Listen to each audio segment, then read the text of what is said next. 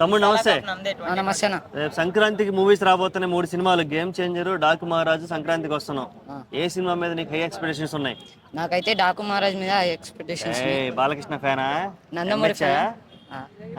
Nandamuri fan కాబట్టి mostly అయితే Balakrishna movie మీద చెప్పలేం. గేమ్ చేంజర్ పెద్ద భారీ బడ్జెట్ తో వస్తుంది. దిల్ రాజ్ ప్రొడ్యూసర్. మళ్ళా సంక్రాంతికి వస్తున్నాం, మళ్ళీ అనిల్ రావుపూడి ప్రతిసారి విన్నర్ అవుతాడు వచ్చే సంక్రాంతి. మరి ఈ కాంపిటీషన్ ఉంది కదా, ఒకవైపు ఇంత పెద్ద కాంపిటీషన్ డాక్ మహారాజ్ నిలబడిద్దంటావా? నిలబడవచ్చు, చెప్పలేం. బాబు కోహ్లీ ఫిలిం కాబట్టి. బాబీ కొల్లి ఏ ఊరు తెలుసా? బాబీ కొల్లిది తెలియదు. గుంటూరు. బాగానే చేస్తాడు సినిమాలు. లాస్ట్ టైం వాల్తేరు వేరే తీశాడు కదా, జైలో తీశాడు. నందమూరి వాళ్ళకి మంచిగా ఇట్లే ఇస్తాడు యాక్చువల్ గా అయితే. మరి ఈసారి ఎక్స్పెక్టేషన్స్ బాబీ మీద ఎలా అనిపిస్తుంది నీకు? ఆయన డైరెక్షన్ ఎలా అనిపిస్తుంది అసలు? ఆయన సినిమాలు చూసావు కదా లాస్ట్ టైం. మొన్న టీజర్ చూసినప్పుడు మూవీలో కూడా బాగా అనిపించింది. మళ్ళా నాగవంశీ గారు 20 minutes బాగుంటది ఇంటర్వెల్ ముందర అది ఇదని నాగవంశీ గారు మాటలు నమ్మద్దులే కానీ ఎక్స్పెక్టేషన్స్ చెప్పిండు. సరే, ఇక తమన్ విషయానికి వస్తే బాలకృష్ణ అనగానే తమన్ గారికి అసలు చేతులు రెండు పోనకాలు వచ్చేస్తాయి. మరి ఈసారి కూడా మళ్ళీ తమన్ గారే బీజిఎం బాగుంది అంటున్నారు. అసలు ఏం ఎక్స్పెక్ట్ చేస్తున్నావు ఈసారి? మళ్ళీ డబ్బాలు పగులుతాయి ఈసారి? స్పీకర్లు పగులుతాయి, థియేటర్ వాళ్ళు జాగ్రత్త పెట్టుకోవాలి స్పీకర్ సౌండ్లు. ఓకే, ఏ ఊరు వెళ్తున్నావు సంక్రాంతికి? మీ ఊరు ఏ ఊరు?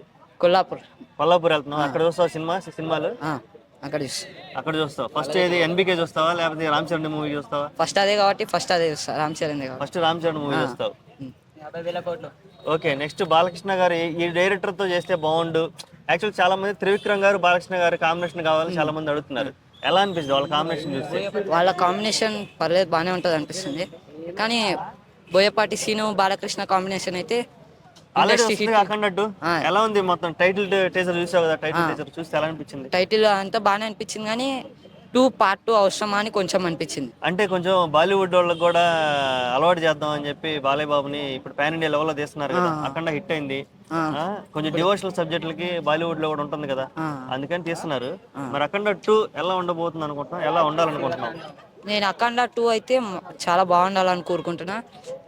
మాస్ ఫైట్స్ ఇస్తే బెటర్ అని కోరుకుంటున్నా. అంటే పార్ట్ 1 పార్ట్ 2ని same as tease repeat fights songs ఉండకుండా కొంచెం వెరైటీగా మొత్తం మాస్ కమర్షియల్గా తీస్తే బాగుంటుంది. ఓకే, ఇక వెంకటేష్ గారి సినిమా చూసుకుంటే సంక్రాంతికి వస్తున్న సినిమా, మరి దాని మీద నీ ఎక్స్పెక్టేషన్స్ ఏంటి? ఆయన కూడా అనిల్ రావు ఇప్పుడు ఇందా నువ్వు అన్నట్టు సైలెంట్ హిట్ కొడతాం, సైలెంట్ గా వచ్చి హిట్ కొట్టేసి వెళ్ళిపోతాడు.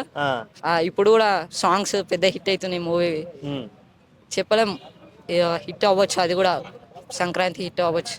పైగా వెంకటేష్ యాక్టింగ్ కామెడీ కానీ మస్తు ఉంటది. ఓకే, రామ్ చరణ్ గారు కానీ చూసుకుంటే RRR తర్వాత ఫుల్ ఫ్లెడ్జ్డ్ సింగిల్ సినిమా, అంటే ఆశ్చర్య చేశారు కానీ చిన్న బిట్టు చేశారు దాంట్లో.